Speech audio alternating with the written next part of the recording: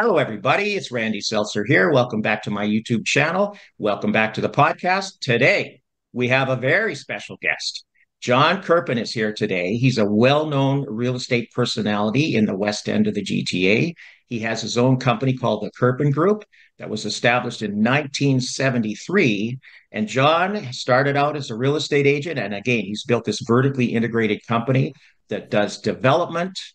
They do property management and they have a specialty niche. Their specialty is getting approvals from the province and from various municipalities for builders to build.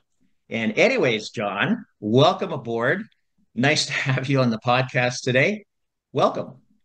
Hi, Randy. How are you today? Good I'm to all, be here. I'm all right. Thank you. So, anyways, we just met. We talked briefly just before we started the recording today, but it's lovely to meet you.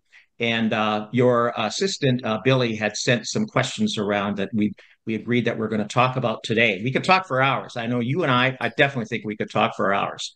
But I thought, well, first of all, give us a little background about the Krpan Group, just a little bit about what you guys do today. I know you're headquartered in Burlington, Ontario. Right. What we do today, we concentrate on the Western GTHA. It used to be Mississauga, Oakville, Burlington, Hamilton, and not so much Mississauga now. It becomes Oakville, Burlington, and Hamilton. And we're integrated. We started out as a greenfield developer, and we still are. That is the core of our business. But throughout the course of time, we've expanded into retail, smaller shopping centers, larger regional centers. Then we moved into office buildings to go next to our regional centers because it was a lovely complement. And then now we're into the employment lands where we're building head offices for some Fortune 500 companies, some local companies. We've kind of branched off throughout things. Then we've also dabbled in mid-rise, high-rise on the residential front, but we always come back to our low-rise greenfield type of development. And that's what we are good at, we'll put it this way. Or my staff is more so than I am, I'll tell you. They run the Well, show these days. I was reading your bio, and it said in there that you guys have been involved with building about 5,000 plus residential homes in the Western GTA. That's incredible. That's an incredible amount of houses, big time, 5,000. So I Well, tip my hat. actually, that's a bit of an error. I think it's 15,000. Oh, okay, okay. Sorry. No, not at all. It's actually quite funny. That's been built and planned. Things go quickly. Don't have No, time for updates. man, there's been so many changes, and I know every time I drive out Dundas Street through Oakville, I was just out there yesterday. What a change. You know, you used to drive west on Dundas and you're out in the country. There's farms on the north side of the road. Now, are you kidding me? I don't even recognize the name. And that's Oakville, which is one of the last places to develop. I know you guys have played a big part in a lot of those developments in Oakville over the past few years. Yes, we certainly have. Oakville is been a great community for us to build in. And we have been here for 25 years and still going strong, believe it or not. And those farm fields on the right-hand side going west were farm fields. And we slowly started purchasing little pieces of land back 25, 30 years ago. And some of them were just starting to develop today. Amazing. So it's a long game. This is not a short term thing. It's a It long game for definitely sure. is. It definitely is a long game. And after 40 years of experience, you'd think I'd get it done better and quicker, but victim of circumstances, you just can't do it. It becomes like I say nowadays, it's like a big ship in the night, trying to move a big ship in the night. Nothing happens quickly, but Yeah. it does move slowly and gently, and you finally get to your destination. Well, we're going to talk about that as we're going to have three topics today, and one of them is exactly that, trying to turn that ship around. I hope it's not the Titanic. When we're talking about the situation in Ontario, in southern Ontario right now, with the housing shortage. But before we get to that, I wanted to ask you a question. What is smart development? What are smart cities? Is one of the questions that your assistant posed to me. And honestly, this is something I don't know too much about. I know the whole concept of 15-minute cities where people are they're going to live and work and shop and play within 15 minutes, which I think is a great idea. But what is smart development? What exactly is that? Well, it's pretty much what you said. If you can walk, live, work, and play within 15 minutes, Yeah. that's great. That's great for everybody. It's great for the carbon footprint. It's great for spending more time at home. But then it's also using existing infrastructure to do that, where we're not, building in greenfields, bringing up new pipes, having to build new water mains, having to build new roads. So if we can do it inside of existing infrastructure, it becomes smart. We've all seen the larger plazas, regional shopping malls. They haven't changed much in the last 40 or 50 years. They have big parking surfaces. And these days, you're not seeing as much of that being used, are you? I remember growing up, you used to have to go to the regional mall early just to get a parking spot. They used to be filled to the brim. Nowadays, at Christmas time, they're maybe half used. And we all understand why. It's e-commerce and things have slowly, gone online and, exponentially over the last 10, 15, plus years. So that land, for instance, is being underutilized, but services are in place, water, infrastructures, road patterns, bus stations, highways are usually close to. So then if you're building on top of something that's already has all that, then it becomes a lot smarter, if you think, right? You're using existing and you're close to everything because people's thinking has changed today. And it's about convenience. And convenience is different for everybody. And, for instance, you want to find something out, you go on your phone, right? You find it out. You go on your computer, you find it out. Back in the day, we used to have to either call somebody that was, more mature that had experience in something, or mail somebody. Or I hate to show my age, but that was the reality. Or look at an encyclopedia. People today are about instant gratification. That means going to get your coffee quicker, getting to the highway quicker, getting up to your home quicker, going shopping. So if we can use existing infrastructure, it helps the environment, helps the community, and it's what people are starting to look at. Not starting. People are looking for today, the vast majority. Not everybody, but we're dealing with the majority. Yeah, I think you're right on. I really do. I remember years ago, before I got into real estate, my wife and I had bought our first house in Mississauga, in South Mississauga, and I was still working for another company, not in real estate, at Young and Shepherd in Toronto. And so I used to have to drive up the 403 every day, across the 401, south of the airport, all the way to Young and Shepherd. It took me 70 minutes one way every day, 70 minutes there, 70 minutes back. By the time I would get to the office, I would be shaking because that's on a good day without a snowstorm or, and people today, and I don't blame them. I mean, who wants to do that anymore? So you're so right. And I think the whole idea, again, having lived in Mississauga for these past 30 years, it's changed so much. I can speak from Mississauga perspective that it used to be the classic suburb, where people, they had their house there, they slept there, they had a nice lawn or a garden, but they get in their car and they drive into the city Monday to Friday every day. That's what they did. It's just what they did, husband and wife.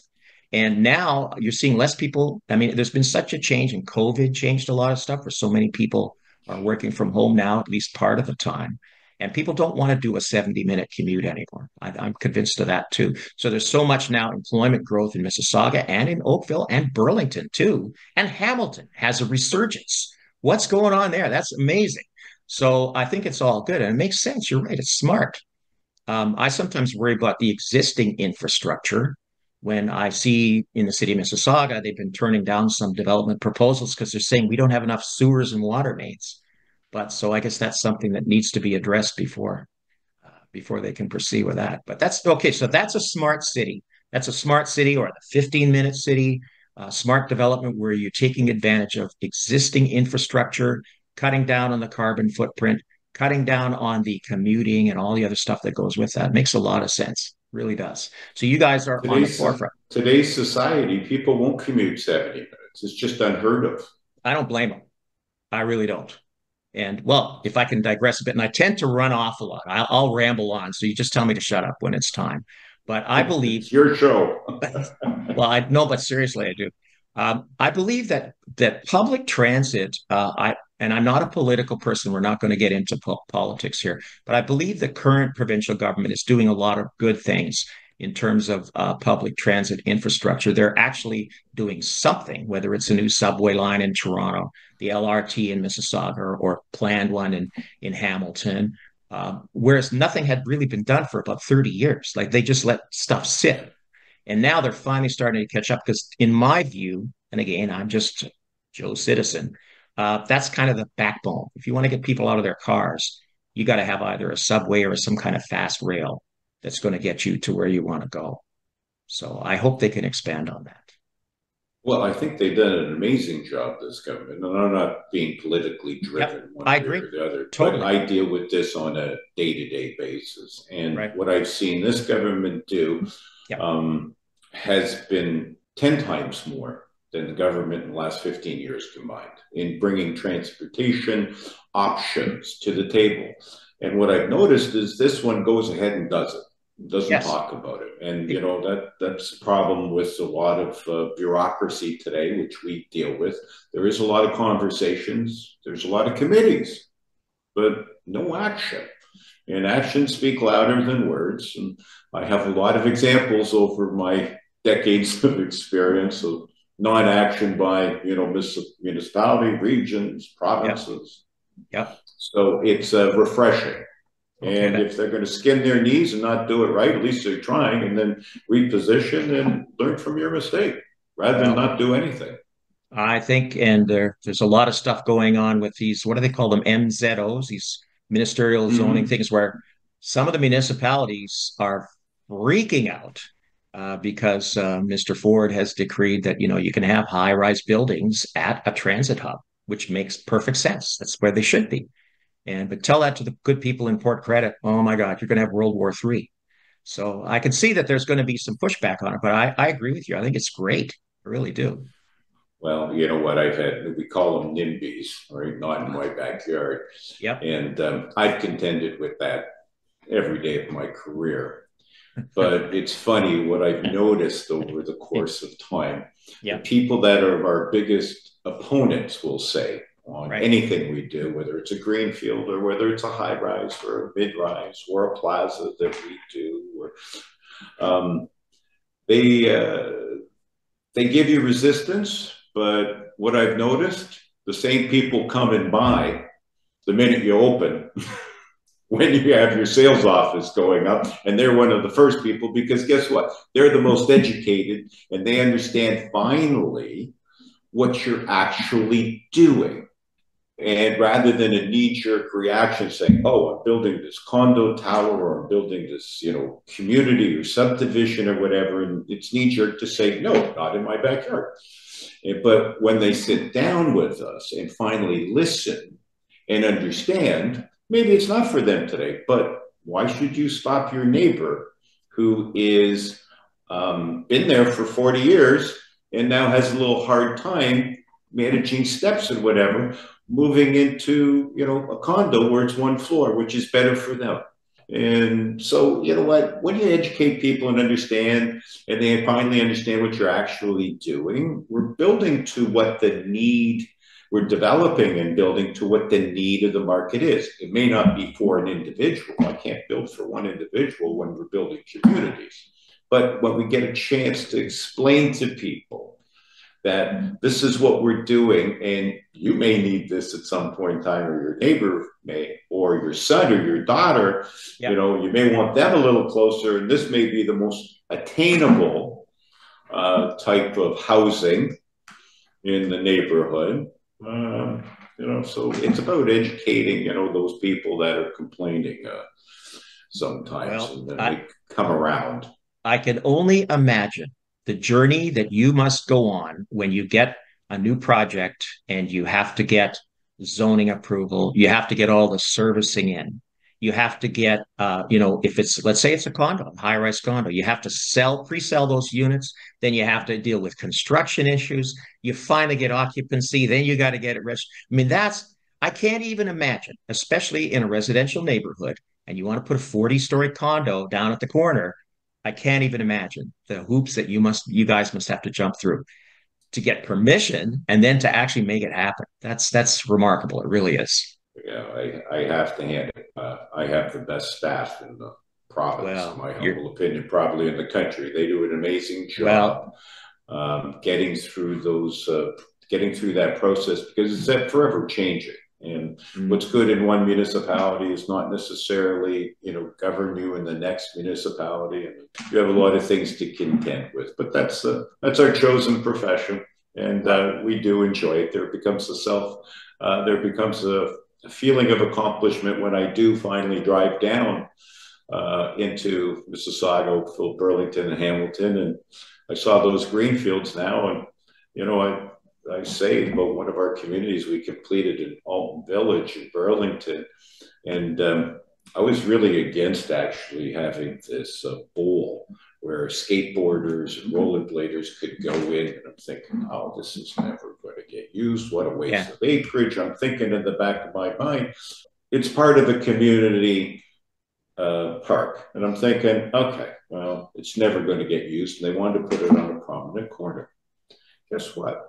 That is the most used and vibrant corner. And I was completely wrong. And I'm glad I am, because it refreshes me to say, I don't know everything. I'm glad they didn't listen to me and put this, because it's such a refreshing change, because it's a gathering place, not only for the skateboarders and the rollerbladers and everything, but for the families to watch them, and, with the park beside it, the splash pad. So yeah, I get that self-satisfaction and enjoyment that we've made a little bit of difference at least where people live and socialize, and you see smiles on their faces, and that kind of makes it all worthwhile. Well, that seems to be a big change. It's more of a holistic approach where you're looking at places for people to play, where there's a park or a skateboard park. Yeah. Although you wouldn't get me on a skateboard. Are you kidding me? At my age, that's not going to happen. That time has passed. Yeah. For all of us. But I just want to circle back a little bit for anybody who's had to deal with City Hall. Let's say someone, a homeowner, wants to put a basement apartment in their house, and having to deal with City Hall in whatever municipality. I have some limited experience with that, and it can be don't ever underestimate the amount of time and hassle and grief that goes into that, getting that done, getting the inspections done, to do something like that. And I can't even imagine going into the City Hall and saying, well, we got this greenfield, we want to build a subdivision for X number of homes here. That I just can't even imagine doing that. So I tip my hat to you. I really do. You and your team. Thank you. No worries. So I can see from what you're saying that things have kind of turned around, and that whole urban lifestyle in downtown Toronto and the suburban lifestyle out in the 905, that's kind of changed a bit, where I can say living in Mississauga, it's a much more urban place than when I first moved here in 1991 from the city. And it just, back then, it seemed like it was living in the country. Now, a lot of employment. I believe I heard somewhere that there's more people that drive into Mississauga for employment than drive out of Mississauga on a daily basis for employment. So that's pretty amazing. And Oakville, like I say, is changing so much. I mean, Oakville was the last holdout, I think, but it's really booming. And Burlington, which I am once in a while. My sister used to live in Hamilton, and I know it's changed huge, and it continues to change. But we have some real challenges here going on. I'll diverge a little bit here. I mean, I wear two hats. I am still a practicing realtor. So we're talking about today about this imbalance of supply and demand. And we had the interest rates go up and the market cooled off a little bit, although it certainly didn't crash. And now we've got a situation where interest rates, people are saying, maybe may come down, but they might, maybe in the summer or starting a little bit. Nobody really knows for sure, but there's a chance they could. And I can tell you from dealing with residential clients and buyers right now, they're all excited. There's a huge buzz that they want to get back in the market, and a lot of them want to do it preemptively before the actual rate cuts take place. So that's great. From a real estate agent's point of view, that's great. We're going to get back on the rock and roll train. We're going to be selling lots of houses and condos, residential. But there's another part of me that's speaking just as a citizen, where I worry a bit about the future of our country, and just in terms of affordability and where we are headed. I truly do believe that that underlying imbalance, where there's not enough supply, is still there. There's too much demand and not enough supply. And there's been some policy stuff that the government did, again, not to get political, but they let in 1.2 million people last year, which is a lot of immigrants. And I'm a pro-immigration guy. We're all immigrants. My grandparents were immigrants. Right. You know, we're all immigrant. Pretty much everybody's an immigrant. It's a huge country. There's lots of room for everybody. But I think the way this was managed was it wasn't managed. They just opened the door. Nobody in Ottawa bothered to check to see across Canada, and are there enough places for these people to live? So that's just kind of poured gasoline on a fire. And I don't blame the immigrants at all, because in a way they kind of got set up. A lot of them did. And I talk to a lot of them all the time. Some of them are moving back. I talked to a guy last couple months ago. They were a nice, lovely couple, highly skilled, came over from India. He says, and IT people, they're making six-figure incomes. And he says, Randy, we may move back to New Delhi because I can make almost the same amount of money there than as here, and the cost of living is 1/4 what it is here. So now that, to me, when I hear that, and I'm not talking as a realtor, but just as a citizen, it makes me worried. And you have children, and I have a daughter, and you know, we can help our kids out, but I sometimes worry about their kids or what the future is going to hold. How are we going to fix this huge problem? And it's not just Canada, it's not just the GTA. I mean, Vancouver's worse. And there's a lot of cities where there's just an affordability problem, even if rates come down a bit, which I think they will. But really, are the little houses, smallest houses in Oakville that you can find for, I don't know, maybe not in Burlington for 1.2 million, are they going to go to 2.2 million in 5 years? Are we looking at that? Do we have to look forward to what about our grandkids? Where are they going to live? Or are we setting them up to be an entire generation of renters? And even rental supply is not good enough. So what do you think about that? I still believe, yes, okay, the rise in interest rates slowed the market down, unquestionably, but the demand is still there. It really is. And we're going to see an explosion of activity, I believe, if the rates come down. So how do we address that? Because houses don't get built overnight, and especially a high-rise condo, it can take 5 years. So how do we address that? What do we do? A lot of people move to Alberta because they, you know, house prices were cheap. It's the main reason. Let's move to Calgary. House prices are cheap, and now their prices are going up. How do we address this? Doug Ford said it, and Oria said it. We need at least 1 million more houses in Southern Ontario to meet the demand. How do we do it? We don't have a chance. You're the best, I'm a man. realist. All right. I'm a realist. You can talk all you want to. You know, we're grassroots. We're boots on the ground here. Yeah. You know, I could tell you. I can tell you within 5 lots of what's going to be in Oakville in the next 5 years, in Burlington and Hamilton as well. Yeah. From lots, and I can tell you from the high rise standpoint, it's not going to happen. You're not going to get. You're never going to catch up because there's too much political red tape in every step of the way. Even though this current government has been trying, it's hard when the boss comes in and says, oh, municipalities got to do what normally you take a year and a half to do in 60 days, which I'm not saying a year and a half is what they needed to take. That's just what they got used to because there was nobody above them saying, well, you are accountable to do your job, and they're not all like that. But after every 4 years, there becomes another layer on top. And you never get rid of that layer. And then 4 years later, there becomes another layer on top. And after a while, you're just saying, trying to peel back all these layers is next to impossible to go forward because you have to cut out that red tape. So, you know what? The honest answer is interest rates affected us from the supply. Everything is pretty much shut down.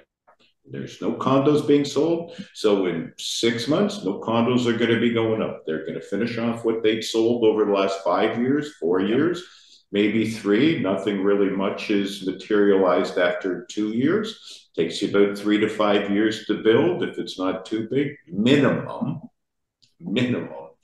So those people beginning, then the trades will have not as much work. So you think that'll bring down the price? No way. Marginal Well, at best. maybe a little. Yeah. Marginal at best. So what happens then? We're going to have less supply, more demand. So the federal government has now, this is a question that we've been, in our office, especially us, this is the only asset class we don't own, which is residential rentals. Right. So, but it never made any sense to do that. But right now, with the feds coming up and the province coming up and eliminating the HST, the GST, that's a savings. So that's a start. CMHC has made, a nice push into making things a little less than market rate from an affordability standpoint. So that's another one, which we never had before. And what we're hoping is that the rates, that the trades come down a little bit. And then we're looking for incentives from the region, and we're looking for incentives from the municipalities as well. The 2 top layers of government have given incentives. We really haven't gotten any useful incentives from municipalities and regions, and we're in conversations with them now, having all 4 levels of government until you're all on the same page, not fighting each other, and all going for the same, going in the same direction. You're not going to get the supply. And then we still have to combat market rates. We still have to combat the bigger picture, immigration, because they're still going to be coming. If it's not 1.2 million people, it'll be 800. It'll be 1 million for, I don't know. We have no control. They're going to have to live. And so I believe that it's not going to be like you and I grew up, and most of the people we knew, that you go to work and you save, and save for that down payment, buy maybe an entry-level home, a townhome, or a semi or something, and in a few years you graduate to your first detached, et cetera, et cetera. No longer going to do that. It's going to be, where can I afford to live? I don't mean kids today, the generations over the last couple of decades are now probably got it smarter than we do. They're kind of saying, you know what, why should I buy a house, right? I'd rather take 4 vacations a year, right? And still go to Starbucks every day and buy a $6 cup of coffee. Whereas we would probably not have thought that way. We would penny pinch. We were there. That's right. Correct. And our dream, the majority of our dreams, was home ownership. That's a Canadian thing. And we are a melting pot in this country. And things have changed. And we're getting immigration from all over the world. And the majority of the world, in their countries, they don't own. They're used to renting. When they're coming here, they're not looking for home ownership. They would take it at times. Some people would, of course, if they could afford it. But majority of them are used to renting. So this is what they're expecting. So we have to provide that on top of our generation as well. As they're saying, you know what? Like I said before, I'd rather go on more vacations. I'd rather buy a nicer bike. I'd rather buy they don't use cars like we used to. That's true too. So they have a little more disposable for their own interests. And good for them. Yeah. Right? It's not their dream to have home ownership, but then there always will be that core that want that home ownership as well. And what's going to happen?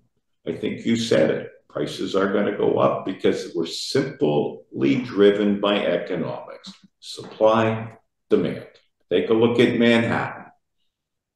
Right? Absolutely. People are going to pay to live there.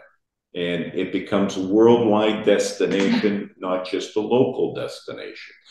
I think what you're saying is, how can our children afford to live there? Well, maybe they're not, but you're opening up immigration, Right. and there's enough people in the world. The world's a big spot. We normally just kind of shelter ourselves, but then when you're opening the immigration, it opens your eyes going, there is the cream of the crop there that will pay that $2 million home in Burlington that was $1.2 million, 5 years ago, because they can, and the rest will rent. So we looked at this very hard, and now we have repositioned, and we're opening up a new division where we are going to build purpose-built rental buildings in the GTHA. And we're going to start off with our first project in Oakville, actually, on a site that we had bought for a traditional condo building. And we're now in the throes of repositioning that into a rental. And well, we're going to give it a go. That's a constant stream of income for the next 50 years, that it possibly. So good for you. Congratulations. That's great. That is. So things are changing. When you were talking just now, it just dawned on me that I'm looking at this in a lens of both my age, my generation, and the fact that I'm in the real estate industry. And perhaps that's part of that focus that I get. Oh, people will want to buy, but maybe not necessarily. Maybe they're, like you say, you go to Paris, nobody owns anything, they just rent. I guess the problems we have here in the GTA are really problems of success, really, at the end of the day. And Vancouver, the US is a different animal, I think. New York is I would say, is the world's alpha city. That's the way I look at it. It's special. It's like up there somehow on a pedestal. But there's other places like we went to San Francisco a few years ago. Me being a realtor, I was snooping around just looking at some house prices. Oh my goodness. They make us look cheap by comparison. I couldn't believe it. The prices. Seems like wherever there's a tech industry, that seems to really inflate prices. So I guess it's a problem of success. We could be on the other side of the lake where you can buy a decent house for 150,000, but then you're on the other side of the lake, and maybe you don't want to live in that place. I don't know. So it's interesting stuff. Well, the proof is in the population, I say. I think you're right. 100%. 100%, John. And we're global. Toronto is global, and our suburbs are almost turning into, just obviously Toronto expanding a little bigger and bigger and bigger, and not what we are used to or what we grew up with. So we have to look at it that way. Yeah. So we have to look at things more globally. And why is immigration coming here and not in Buffalo? We'll say, well, we have we're multicultural. Yes. For one thing. Welcoming. A lot more multicultural. We have a strong banking system. We have a country medical system or provincial medical system, and we have a great education system. If I have children and I want to, as a parent, bring them to the safest, and we're safe. There's another thing from a worldwide spectrum. We're a safe country. I miss that. So if I have children and I'm growing and, they're toddlers or young teenagers, what do I want to do as a parent? I want to put them in that type of environment where I can check those 5 boxes that we spoke of. Because you just want to better your children. That's all you want to do. You give them every opportunity that you possibly can. And if you have that opportunity, where are you choosing to move to? We have everything but the weather. And this year it hasn't been too bad, but you're right. Been great. Yeah, I think you're right that they definitely don't move here for the weather. But I'm working with a couple just right now in Oakville who've come up here from New Jersey, and they're originally from another country, but they lived in New Jersey for a while and they want to come to Canada. They got their immigration, and it's because of their 2 kids. They have 2 kids. They want them to grow up here, not in the U.S. Right. But nothing against the good people of the USA. No, not at all. But it's a different place altogether. So that's so interesting, John, to get your perspective on that. And it's interesting to see that, we all kind of feel that there's lots of change taking place. Definitely. COVID changed so much. Oh, let's digress just for a couple of minutes about the office market, because you hear a lot of talk right now, and I'm not a commercial agent, I'm not an expert on commercial real estate, but there's a lot of doom and gloom, people talking about the office market. I happen to believe that that is going to go away and that the office market will come back. And again, I'm not an expert, it's just sort of an observer. I believe that people working from home is great. Now they seem to have come to the point where they got to go into the office 2 or 3 days a week, which is better. But I believe that any company wants to instill sort of a corporate set of values on its employees, right? You cannot have a corporate culture where you're breeding loyalty, you're breeding a certain sense of values. If people are just working from home, if they're working from home, they're just a hired gun. They're just a hired hand. And I think that eventually corporations are going to understand that they want to have their people in a central location where they can grow that culture and keep an eye on their employees. I think that's going to come back. And I'm going to make a wild prediction here, which nobody better hold me to. I think the office market is going to come roaring back in Toronto in about 5 years. That's what I think. I have nothing to base it on other than those kind of thoughts. But no data, there's no data points at all. But you talk to some of these commercial guys, it's doom and gloom, the office market's dead. I think it's going to turn around. I really do. What do you think of that? Or am I just crazy? It could be. No, we're in the office market, and we do have our ear, to the market. I'm going to give you my personal opinion. Okay. Basically, you're not going to change things around, and I'll tell you why. To the extent that it was before, I believe the AAA office, the corner of Bay Street, and and down on the water, and all those great corporate centers, they're still going to thrive, and because they're larger conglomerates that are going to own 4 or 5 floors or half the building, and it's not going to move the needle for the TD Bank, for instance, whether they have 7 floors or 5 are only being used, right? Okay. That doesn't move the needle for them. So that's usually who is out there. But also from our bankers, for instance, during COVID, he made a very interesting, he was a hierarchy, a vice president at one of the top banks. And I said, how are things going? He goes, business is fine, just can't find staff. And I'm going, quality staff. Right. And I'm going, oh, okay. And I'm going, I'm old school as well. And I said, don't people want to go back to work?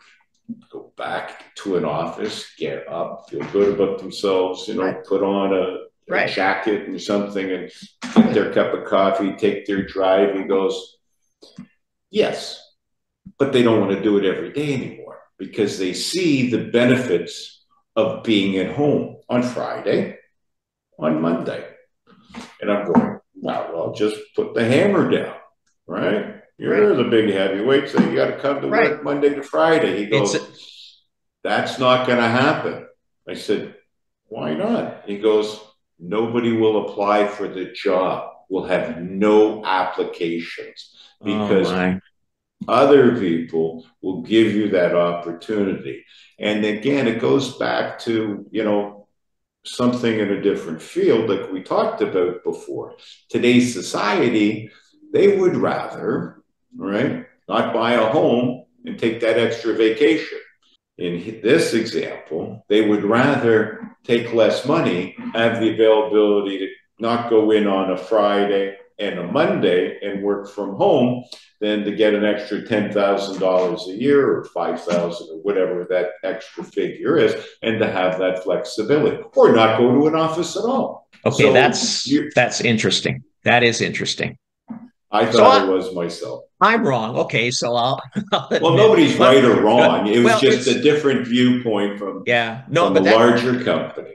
It's interesting you say that because I have a family member who works for a big company downtown, and they've kept her on past the age of 65.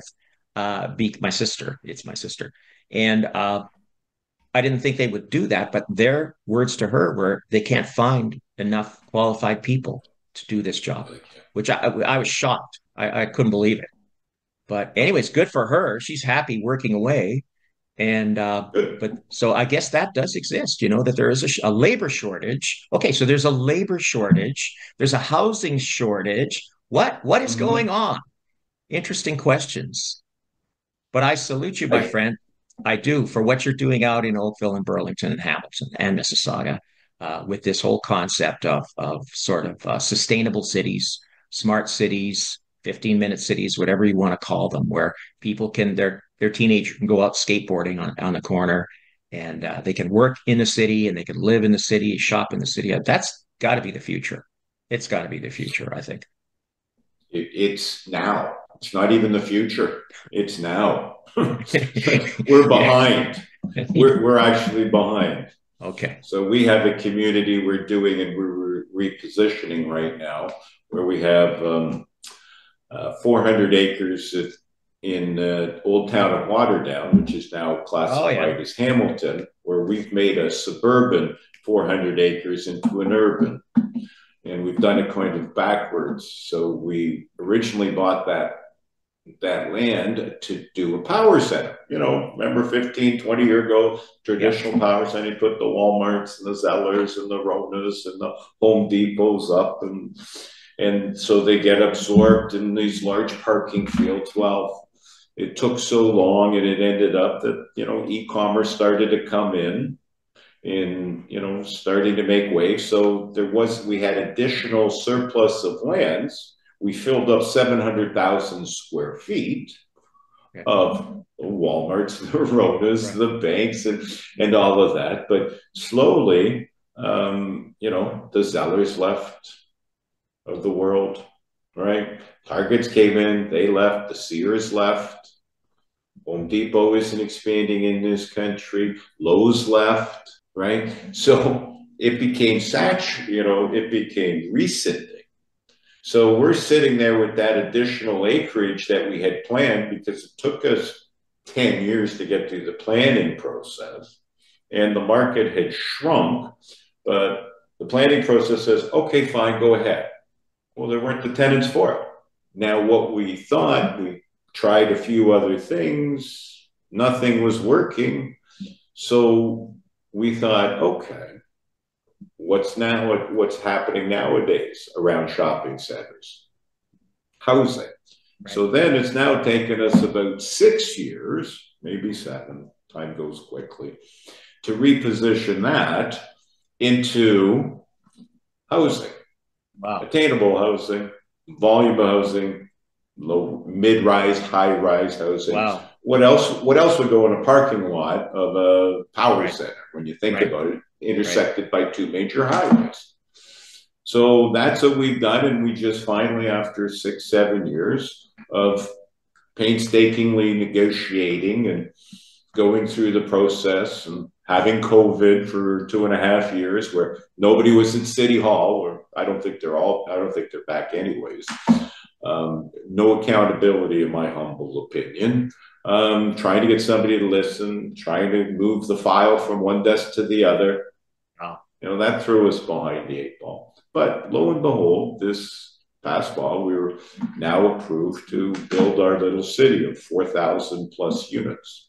That's And amazing. we're positioning that right in the middle of our power center. We also had an additional 100 and some odd acres to build a business park that we brought employment over the last 4 years, 5 years there, Okay. which is increased the hub. And then now, what do you want in a smart city, or what do you want in a complete city? Well, you want to live, work, shop, and play.